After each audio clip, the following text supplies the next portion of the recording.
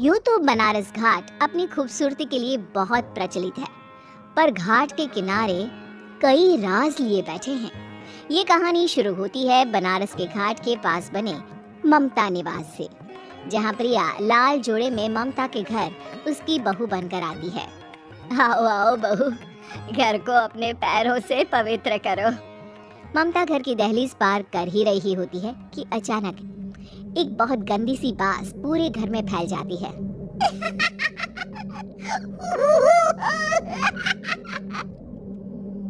ये बदबू और ये आवाजें, ये कौन हंस रहा है माँ?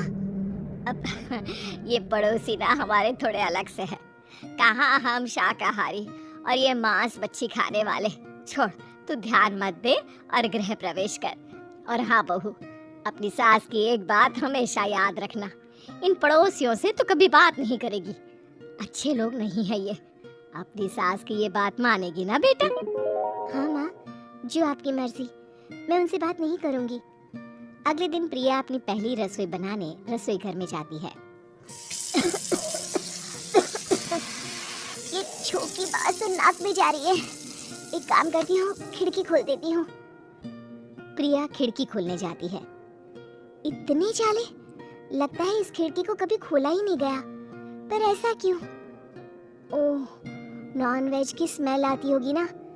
2 मिनट के लिए खोल लेती हूँ, फिर बंद कर दूंगी। प्रिया खिड़की खोलती है। खिड़की खोलते ही उसकी नजर सामने वाले घर की खिड़की पर पड़ती है, जहाँ एक लड़की खड़ी होती है, हाथों में मेहंदी, लाल रंग की साड़ी, बिल्कुल सजी धजी, मानो प्रिया की तरह ही वो भी नई नवेली बहू हो। वो प्रिया को देखकर मुस्कुराती है। हे भगवान, माँ ने तो इनसे बात करने को मना किया था। प्रिया फौरन ही खिड़की बंद कर देती है और तवे पर चढ़े रोटी की ओर देखने लगती है, पर वहाँ रोटी न होकर मछली पड़ी होती है। ये क्या? पहली ही रसोई में इतनी बड़ी गलती! हे भगवान, अब मैं क्या करूं? प्रिया बहुत डर जाती है और फौरन रसोई की सफाई करने और फिर सभी के लिए खाना बनाने लग जाती है। जब वो सबको खाना परोसती है, सब तो ठीक है, मैं बेकार में चिंता कर रही थी। हे भगवान, ऐसे ही बस अपनी कृपा बनाए रखना।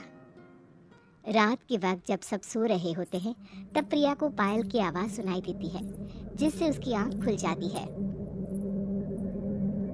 ये पायल की आवाज कहाँ से आ रही है? प्रिया उठकर उस आवाज के पीछे छत की सीढ़ियों तक जाती है। तभी उसे बच्चे के रोने की आवाज आती है। प्रिया छत पर जाती है तो क्या देखती है? वही लाल साड़ी वाली लड़की अपनी गोद में एक नवजात बच्चे को घुमा घुमा कर सुला रही है।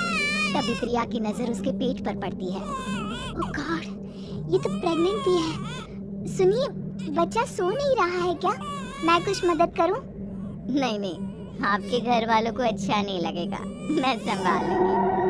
स्नेहा की गोद से बच्चा हाथ मारकर प्रिया की गोद में आने को छटपटाने लगता है। दोनों घर अगल बगल में बने होने के कारण प्रिया उस बच्चे को गोद में ले लेती है। प्रिया के पास आते ही वो सो जाता है। बच्चे का वो स्पर्श रात भर प्रिया भूल नहीं पाती और अगली सुबह वो छत पर कपड़े सुखा रही होती है। तभी उसे एक औरत इशारा करके बुलाती है। स्नेहा कह रही थी बाबू तुम्हारी गोद में आते ही सो गया। मैं गौरी, स्नेहा की माँ हूँ। बहू, घर आना, बाबू को खिला भी लेना।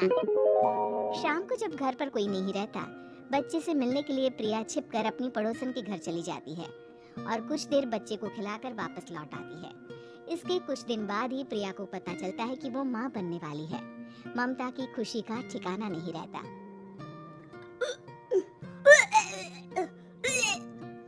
माँ जी, पता नहीं क्यों उल्टी आ रही है। प्रिया भागती हुई वॉशरूम में जाती है तो हरे और लाल रंग की उल्टी करती है। उस उल्टी में से कीड़े निकलते हैं। ये क्या? खून और ये कीड़े! माँ! माँ! प्रिया की आवाज सुनकर ममता दौड़ कर आती है, पर बेसिन में कुछ नहीं होता। प्रिया हक्की बक्की रह जाती है। ये सब क्या हो रहा है? प्रिया घबरा जाती है और अपने कमरे में जाकर सो जाती है। डर के कारण वो इतनी थक जाती है कि उसकी आंख लग जाती है। तब उसे ऐसा लगता है उसके पेट पर मानो कोई बैठा हुआ हो। कौन हो? प्रिया के पेट पर एक 5 महीने की बच्ची बैठी हुई थी, जो बुरी तरह जली हुई थी। माँ, तुम ही मुझे लाई ना अपने पेट में? मैं तुम्हारी माँ नहीं हूँ। कौन हो तुम? माँ, देखो मैं जल गई बुरी तरह से। 6 महीने पेट में रहने को भी मुझे नहीं मिला। सहला दो ना माँ। बचाओ! बचाओ! माँ! ममता दौड़कर कमरे में आती है। प्रिया की बातें सुनकर वो सब समझ जाती है। तू कहीं बगल वाले घर में तो नहीं जाकर आई ना बहू? मुझे माफ कर दो, मैं गई थी माँ। उस घर में सब मरे हुए हैं बहू। कई साल पहले स्नेहा उस घर में बहू बनकर आई थी। कुछ ही दिन में वो एक बच्चे को जन्म देने वाली थी। पूरा घर बच्चे के आने की खुशी में खोया था कि एक दिन अचानक उस घर में आग लग गई। सब बुरी तरह जलकर मर गए। गौरी आज भी दादी बनने का इंतजार कर रही है और इसीलिए स्नेहा ने अपना अजन्मा बच्चा तुम्हारी कोख में डाल दिया। ममता ये कह रही होती है कि पीछे से उसके पैरों को एक बच्चा पकड़ लेता है। दादी, दादी। माँ, स्नेहा की गोद में यही बच्चा था। ये बच्चा कौन है फिर? तेरी मौत है। तेरी भी दादी। जिस चीज का ममता को डर था वही हो गया। ममता निवास के ऊपर मौत ने चादर बिछा दी थी। प्रिया का पेट ऐसे बढ़ जाता है मानो 9 महीने का हो। 2 हाथ उसके पेट से बाहर निकलते हैं। बहू, संतोष को फोन कर, किसी पंडित जी को बुला बहू। प्रिया का पति भागता हुआ घर आता है। ये तो होना ही था माँ। तेरा बाप तेरे सामने आ गया तो तू सह नहीं पा रही है। स्नेहा घर में आग लगी नहीं थी, माँ ने लगाई थी प्रॉपर्टी की लालच में। और वो बच्चा मेरी पहली पत्नी का बच्चा है, मेरा बेटा, जो कि उस आग की चपेट का शिकार हो गया था। मैंने तुमसे ये सब माँ के कहने पर छुपाया था। मुझे माफ कर दो प्रिया। तुम अगर चाहो तो यहाँ से जा सकती हो।